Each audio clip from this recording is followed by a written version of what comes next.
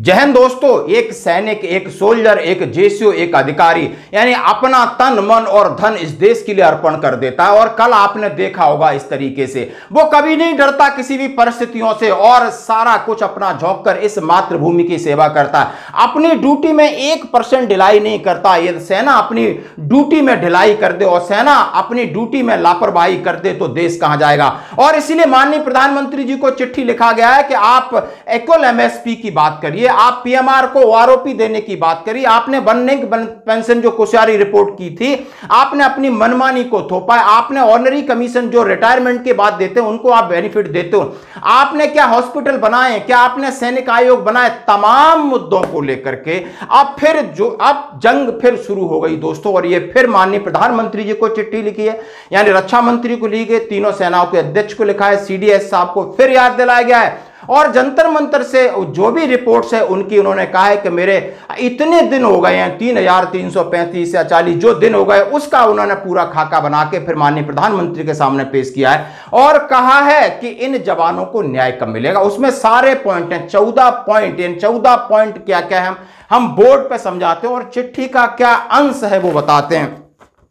Indian ex serviceman movement की तरफ से माननीय Narendra Modi ji, honourable prime minister, defence veteran ask question from the government, यानी हम डिफेंस के जो वेटरन्स हैं सरकार से सवाल पूछ रहे हैं। वो कह रहे हैं honourable prime minister Shri Narendra Modi ji, the first duty of the government is defence of the nation, armed forces of our country fulfil, उन्होंने कहा है that responsibilities behalf of government sacrificing the civilian freedom, facing danger or sometimes suffering serious injury, death and result of their duty.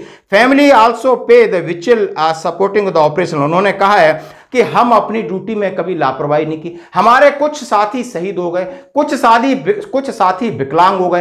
अब हमारा जो जीवन है वो किस तरीके से हमने यापन करना है, क्या आपको उसकी परवाह है? जब हमने अपने शरीर की परवाह न की, देश की सेवा की। और ये चिट्ठी लिखा है, मे आई रिक्वेस्ट इन और favour of positive consideration early resolution please with regards. ये लिखा है, आप कौन कौन से पॉइंट इसमें डालें, किस किस के लिए लिखा है हमने बता दिया।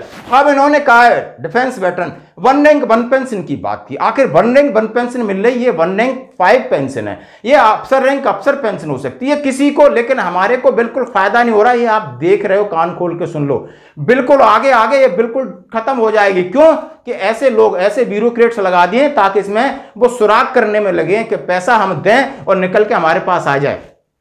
उन्होंने कहा कोश्यारी रिपोर्ट जो इक्वलाइजेशन की बात थी और ओआरओपी का रिकमेंडेशन था, लेटर का रेफरेंस दिया 7 फरवरी 2014, 26 फरवरी और 2 दिसंबर 2014 को जो रिकमेंडेशन थी आपने वो लागू नहीं की। आपने एक लेटर बना दिया 7 नवंबर 2015 को और उससे बिल्कुल वन रैंक वन पेंशन की परिभाषा के विपरीत है। और असली परिभाषा बनाई थी कोश्यारी रिपोर्ट की बनाई थी, जिन्होंने कहा है इक्वलाइजेशन, उसमें जितने पुराने पेंशन है उनकी नए पेंशनों के साथ जोड़ जाए, फिर जो नए आए वो पुराने हो रहे हैं, नए के साथ जोड़ दिया। उसमें ये नहीं कि 2006 से पहले एमएसपी लागू थी या नहीं थी, ये एक्स ग्रुप 2016 के पहले था बाद में था, नहीं, सबकी ये रैंक एक है, एक उनका ग्रुप एक है, लेंथ ऑफ सर्विस एक है, तो पेंशन एक होनी चाहिए, पेंशन एक होनी चाहिए। और ये रिपोर्ट थी, कोश्यारी रिपोर्ट थी, जो कि उत्तराखंड के सीएम थे, गवर्नर रहे, उन्होंने ये रिपोर्ट की, लेकिन इस रिपोर्ट को दबा दिया गया।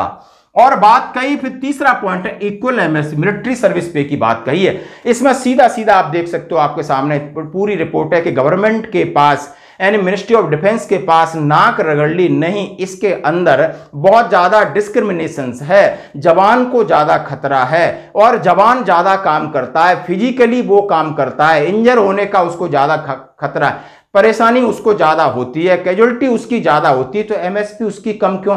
और एक हॉस्पिटल में बैठी मिलिट्री नर्सिंग स्टाफ उसको आप 10,500 दे रहे हो, भाई क्यों दे रहे हो?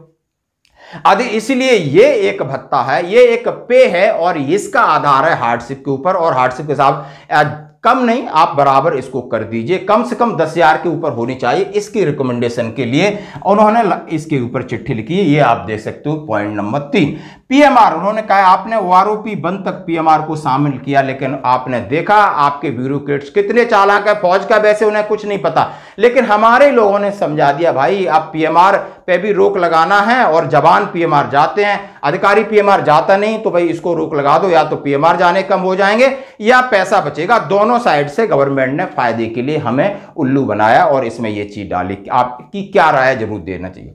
आप बात करूंगा ऑनरी कमीशन का। ऑनरी कमीशन की जो आप लॉलीपॉप और चॉकलेट देते हो उसका क्या मतलब है। उन्होंने कहा है जब आप सेवा में रहते हो ऑनरी कमीशन देते हो और उसका आप पैसा देते हो तो सेवा के बाद आप ऑनरी कमीशन का पैसा क्यों नहीं देते। यदि कोई ऑनरी सूबेदार है तो उसको पैसा मिलना चाहिए, ऑनरी सूबेदार मेजर है उसको पैसा मिलना चाहिए। इसके लिए भी पूरे पॉइंट्स गए हैं और ये department of ex serviceman welfare, defence secretary के पास, राजनाथ सिंह जी के पास, माननीय प्रधानमंत्री जी के पास, तीनों सेना अध्यक्ष के पास, सीडीएस साहब के पास गए बिल्कुल के इस ऑनरी कमीशन का क्या मतलब है जो आफ्टर रिटायरमेंट मिलता है।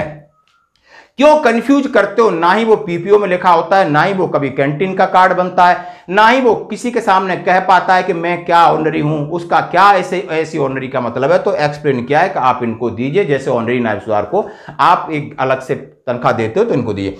नॉशनल मैक्सिमम, ये इंपॉर्टेंट पॉइंट है नंबर 6 कि उन्होंने कहा एवरेज कहां से लिया आपने, जब कहा है कि तीनों सेनाओं का, तीनों सर्विस का एक रैंक का मैक्सिमम नॉशनल से आपने पेमेंट शुरू किया जाना चाहिए, जो कि इस रिपोर्ट के अंदर था और इस रिपोर्ट के आधार पर आपने एवरेज किया और जबरदस्त आपको इस पीबीओ जेएसयू जवान को काफी घाटा हुआ, इसके लिए बात किया।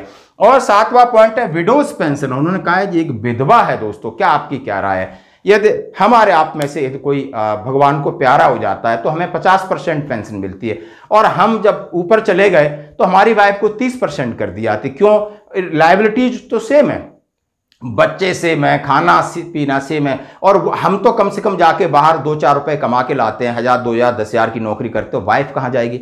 सामाजिक भी उसके ऊपर प्रेशर रहता है, तो क्या उसकी पेंशन 30% होनी चाहिए या पेंशन 50% उसका हस्बैंड की तो उसकी भी होनी चाहिए। आप इसके ऊपर जरूर राय दीजिए। ये भी पॉइंट आगे गया, 30% क्यों 50% होनी चाहिए। 7.8 लाख वैकेंसी, रिटायर्ड होने के बाद लगभग 8 लाख वैकेंसी, 10% वैकेंसी डीजीआर भरता है। हमें क्यों भटका रहे हो, एटीएम के बाहर भटका रहे हो, नेताओं के पीछे, होटलों के पीछे, क्यों हमें सम्मानजनक नौकरी नहीं दे पा रहे। ये सरकार की फेलिटी है, ये डिफेंस की, इसके ऊपर उन्होंने लिखा है।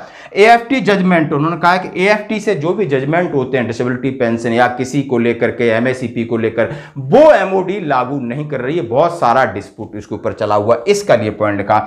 ओल्ड डिसेबिलिटी पेंशन के हिसाब से, जैसे उन्होंने कहा, इसके ऊपर लिखा है आगे ने पत स्कीम, इसके ऊपर काफी हो अल्लाह हो रहा है, इसका भी लिखा है। आप समझ सकते हो कि इसमें बदलाव अब होगा। और शॉर्ट सर्विस कमीशन अफसर के लिए भी आपने उन्होंने सेकंड ऑप्शन होना चाहिए। और सबसे बड़ी बात, एक्स सर्विसमैन कमीशन आयोग होना चाहिए, ताकि हमारे ऊपर से नीचे अधिकारी, एक चैन सिस्टम हो एक्स सर्विसमैन का, और हमारी समस्या वहां हो, लगातार मीटिंग हो, सामने रखे, चाहे हमारा पे कमीशन हो, हमारे कंसर्न जो भी चीज हो, तो हमारे लिए एक आयोग हो। और कहा है लास्ट में वेटरन हॉस्पिटल्स होने चाहिए, ईसीएचएस नहीं होनी चाहिए, वेटरन हॉस्पिटल होने चाहिए। ये इतनी फॉर्मेलिटी और इतनी भागा दौड़ी होती है कि हम उस तरीके से इलाज में उलझ जाते हैं। एक फिजिकल फिट आदमी भी इलाज कराने के लिए सक्षम नहीं हो पाता, उसकी पूरी फैमिली डिस्टर्ब होती है, यहां से वहां जाओ, कागज ज्यादा मूव करते हैं, दवाइयां कम मिलती हैं, इसके लिए भी उन्होंने लिखा है। क्या ये पॉइंट जायज है या नहीं, आप देख सकते हो, इसके ऊपर आप कमेंट्स करें। धन्यवाद।